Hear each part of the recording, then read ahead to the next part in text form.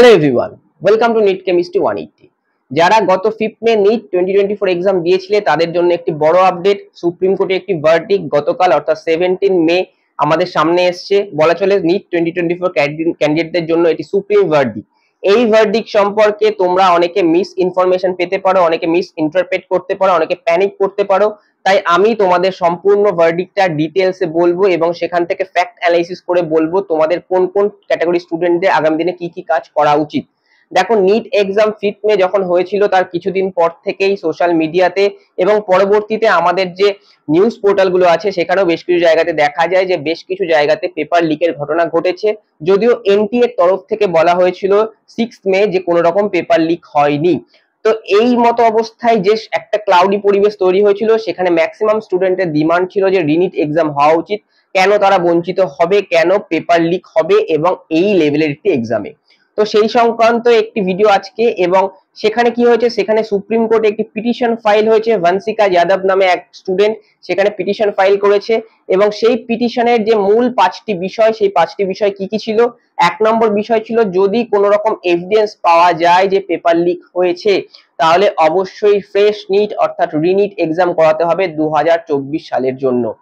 2 নম্বর, NEET exam একটি all over India basis exam, অর্থাৎ অনেক সব স্টেটসেই প্রায় এই এক্সামটা হয় এবং তার জন্য প্রত্যেকটা স্টেট গভর্নমেন্টের কাছ থেকে রিপোর্ট চাওয়া হবে যে সেখানে তাদের জুরিসডিকশনের মধ্যে কোনো রকম পেপার লিকের ঘটনা ঘটেছে কিনা।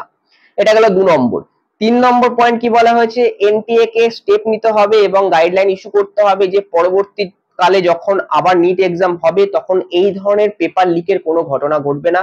কারণ 2015 থেকেই এরকম একটি সমস্যা চলে আসছে।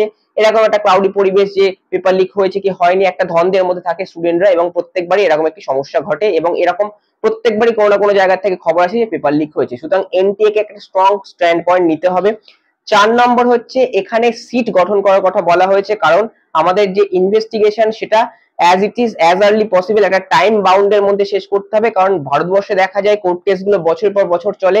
এরকম একটা নিট এক্সাম যেটা ডাক্তারি পরীক্ষার এন্ট্রান্স এক্সাম, সেটা তো বছর পর বছর চলতে পারে না, কারণ স্টুডেন্টদের একটা টাইম পিরিয়ডের মধ্যে ডাক্তারি কাউন্সিলিং হবে, রেজাল্ট বেরোবে এবং তারপরে তারা মেডিকেল কলেজে গিয়ে তাদের ক্লাস শুরু করবে। সুতরাং একটা টাইম পিরিয়ডের মধ্যে তাদেরকে করতে হবে।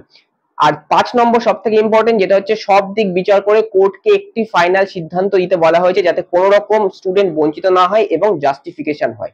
এবং এই হচ্ছে 5টি হচ্ছে আমার মেন পয়েন্ট ছিল পিটিশনার যে ভানসিকা যাদব তার।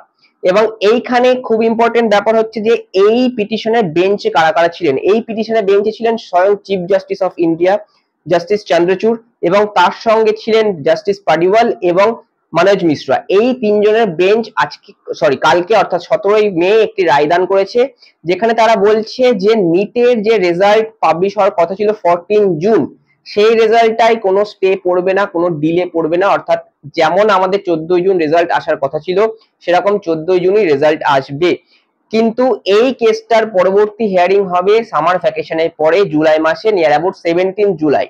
তো এইটা হচ্ছিল ভার্ডিক্ট। এবার এইখান থেকে আমরা কি বুঝতে পারি কোর্টের এই ভার্ডিক্ট থেকে।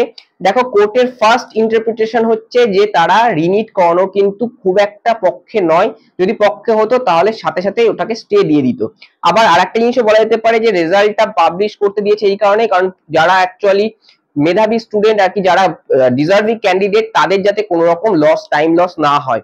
এবং পরবর্তীকালে যদি দেখা যায় যে জুলাই মাসে কিছু এভিডেন্স পাওয়া গেছে তাহলে সেক্ষেত্রে রিনিট হওয়ার চান্স কিন্তু একটা থেকেই যাচ্ছে। এবং এই মিন ওয়াইল টাইমের মধ্যে কোর্ট কিন্তু এনটিএ এবং হচ্ছে সেন্ট্রাল গভর্নমেন্টের কাছ থেকে লিখিত আকারে বলতে পারো উত্তর চেয়ে পাঠিয়েছে, যেখানে তারা জানতে চাইবে গোটা রিপোর্ট আকারে যে গোটা ঘটনাটা কি ঘটেছে।